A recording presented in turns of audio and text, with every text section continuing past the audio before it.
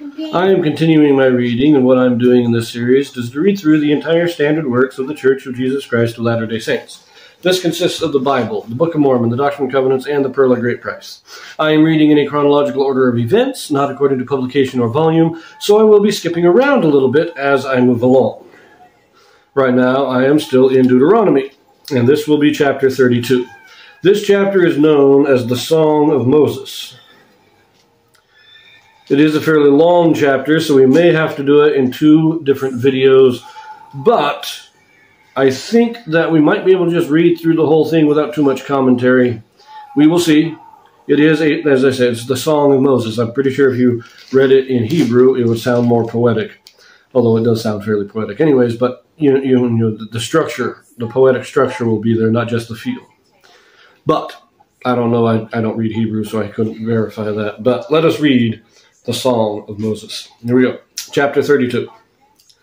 Israel shall sing the Song of Moses, acclaiming, God speaks to heaven and earth. Israel was known in pre-existence. God chose them in this life. They forgot the rock of their salvation. He sent terror and a sword and vengeance upon them. There is no God beside him. Moses gathered to his people. Okay. Give ear, O ye heavens, and I will speak. O hear, O earth, and hear, O earth, the words of my mouth. My doctrine shall drop as the rain, my speech shall distill as the dew, as the small rain upon the tender herb, and as the showers upon the grass.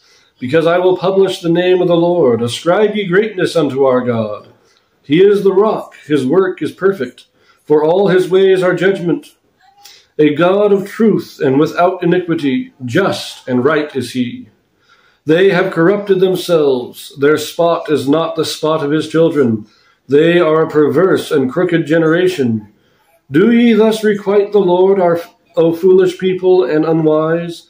Is not he thy father that hath bought you? Hath he not made thee and established thee? Okay, real quick. I like this, extolling the virtues of God, first of all, and then saying, why did you rebel? You have such a great God, and Israel's now in rebellion. Why? Why would you do this to such a great God? I do like that. I like, but you note here, the alternate Hebrew translation is to create.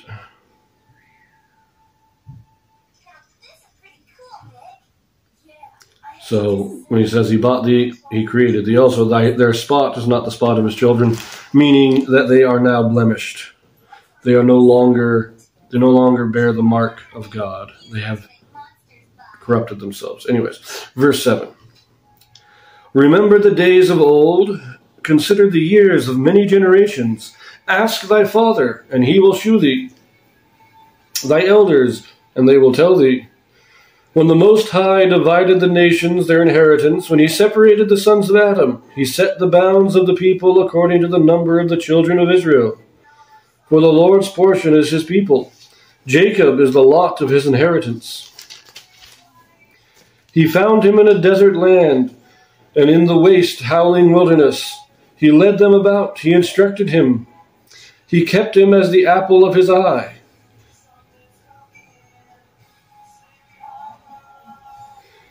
As an eagle stirreth up her nest, fluttereth over her young, spreadeth abroad her wings, taketh them, beareth them on her wings. So the Lord alone did lead him, and there was no strange God with him. He made him ride on the high places of the earth, that he might eat the increase of the fields. And he made him to suck honey out of the rock, and oil out of the flinty rock. Butter of kine and butter of sheep, with fat of lambs, and rams of the breed of Bashan, and goats with the fat of kidneys of wheat. And thou didst drink the pure blood of the grape. So now we're extolling everything that God has done for Israel. He has chosen them as his people, as his inheritance, the birthright. Again, that's what this is referring to. And all the blessings that he has done for them, everything he has taken them, given them food, out of, miraculously provided for them. But, verse 15. But Jeshurun waxed fat and kicked. Thou art waxen fat. Thou art grown thick. Thou art covered with fatness. Then he forsook God, which made him, and lightly esteemed the rock of his salvation. They provoked him to jealousy with strange gods, and abominations provoked they him to anger. They sacrificed unto devils, not to God, to gods whom they knew not, to new gods that came newly up, whom your fathers feared not. Of the rock that begat thee thou art unmindful, and hast forgotten God that formed thee. And when the Lord saw it, he abhorred them, because of the provoking of his sons and of his daughters. And he said, I will hide my face from them. I will see what their end shall be, for they are a very froward generation, children in whom is no faith. They have moved me to jealousy with that which is not God. They have provoked me to anger with their vanities, and I will move them to jealousy with those which are not with those who are not a people. I will provoke them to anger with a foolish nation. For a fire is kindled in mine anger, and shall burn unto the lowest hell, and shall consume the earth with her incense, and set on fire the foundations of the mountains. I will heap mischiefs upon them, I will spend mine arrows upon them. They shall be burnt with hunger, and devoured with burning heat, and with bitter destruction. I will also send the teeth of beasts upon them, with the poison of serpents of the dust. The sword without and terror within shall destroy both the young man and the virgin, the suckling also with the man of gray hairs. I said I would scatter them into corners. I would make the remembrance of them to cease from among men. Were it not that I fear the wrath of the enemy, lest their adversaries should behave themselves strangely, and lest they should say, Our hand is high, and the Lord hath not done all this. For they are a nation void of counsel, neither is there any understanding in them. Oh, that they were wise, that they understood this, that they would consider their latter end. Okay, got to pause here briefly. This is, they've gone after strange gods. I love that they worship devils and new gods. False gods are just that. They're devils. If you're not worshiping God, you're worshiping the devil. Those are really your two options. You can call the devil Baal. You can call him Zeus. You can call him whatever you want. It's still devils. But I do like this here. Scatter them abroad. Cast them into corners. Make their memory cease from among men. This has happened to many other nations. Many other nations have just disappeared. History forgot them. We have no records of them. We have no clue who they were because they have been erased. And God said, I would do this with Israel, but I can't. Because if I did,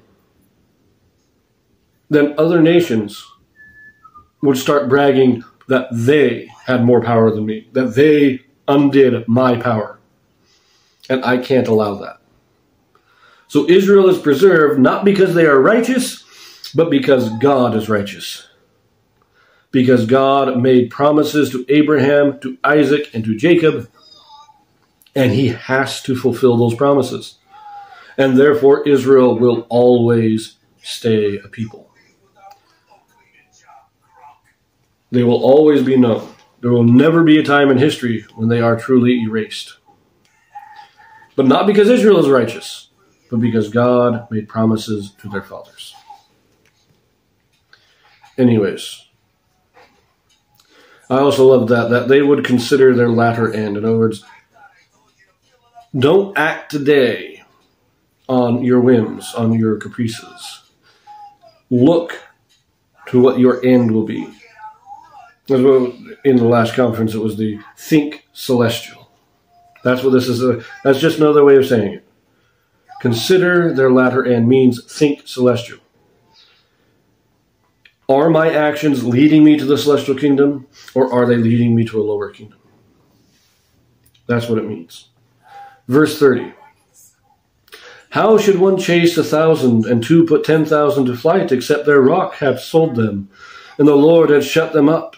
For their rock is not as our rock, even our enemies themselves being judges. Excuse me. For their vine is of the vine of Sodom, and of the fields of Gomorrah. Their grapes are grapes of gall, their clusters are bitter. Their wine is the poison of dragons and the cruel venom of asps. Is not this laid up in store with me and sealed up among my treasure? To me belongeth vengeance and recompense. Their foot shall slide in due time, for the day of their calamity is at hand, and the things that shall come upon them make haste. For the Lord shall judge his people, and repent himself for his servants, when he seeth that their power is gone, and there is none shut up or left. And he shall say, Where are their gods, their rock in whom they trusted, which did eat the fat of their sacrifices, and drank the wine of their drink offerings? Let them rise up and help you, and be your protection. See now that I, even I, am he, and there is no God with me. I kill, and I make alive. I wound, and I heal. Neither is there any that can deliver out of my hand. For I lift up my hand to heaven and say, I live forever. If I whet my glittering sword, and mine hand take hold on judgment, I will render vengeance to mine enemies, and will reward them that hate me. I will make mine arrows drunk with blood, and my sword shall devour flesh, and that with the blood of the slain of their captives, from the beginning of revenges upon the enemy. So, again, they've gone to the other gods. Let those gods protect you, if they can. Oh, they can't? Of course not, because I'm the only one that can. I'm the only one that has this power. I just kind of like that. But anyways. Verse 43, Rejoice, O ye nations, with his people, for he will avenge the blood of his servants, and will render vengeance to his adversaries, and will be merciful unto his land and to his people. Now that's the end of the psalm. Saying, if you repent, we'll be merciful. We're going to preserve the land, and the people will inherit it eventually. But we will take vengeance for them killing my servants, for them hating me, for them turning against my laws. Now, there's not too much left in this chapter, so let's just quickly finish it. Verse 44. And Moses came and spake all the words of this song in the ears of the people, he and Hoshea, the son of Nun. And Moses made an end of speaking all these words and words to all Israel. And he said unto them, Set your hearts unto all the words which I testify among you this day, which ye shall command your children to observe to do, all the words of this law. For it is not a vain thing for you, because it is your life. And through this thing ye shall prolong your days in the land, whither ye go over Jordan to possess it. And the Lord spake unto Moses that selfsame day, saying, Get thee up into this mountain, Abiram, unto this mountain Abiram, unto Mount Nebo, which is in the land of Moab, that is over against Jericho. And behold the land of Canaan, which I give unto the children of Israel for a possession. And die in the mount whither thou goest up, and be gathered unto thy people, as Aaron thy brother died in Mount Hor, and was gathered unto his people. Because ye trespassed against me among the children of Israel at the waters of Meribah Kadesh, in the wilderness of Zin, because ye sanctified me not in the midst of the children of Israel. Yet thou shalt see the land before thee, but thou shalt not go thither unto the land which I give the children of Israel. So, there you go. The Song of Moses. And I like Moses saying, you got to remember to teach this to everybody and recite it. And remember to read the law every 7 years. And he says, for it is not a vain thing for you. In other words, it is not a waste of time to study the Scriptures. It is not a waste of time to review what God has given us, to review the words of his commandments. Because it is in doing so and in keeping those commandments that we attain the blessings. It may seem like a waste of time. We may feel like our time could be better spent than in studying the Scriptures. But it is in studying the Scriptures that we can ensure we know God, know his law, and can follow it, and therefore secure to us both temporal and eternal blessings. So, it is a powerful psalm. And we got through it in one video. So, I will see you in the next one.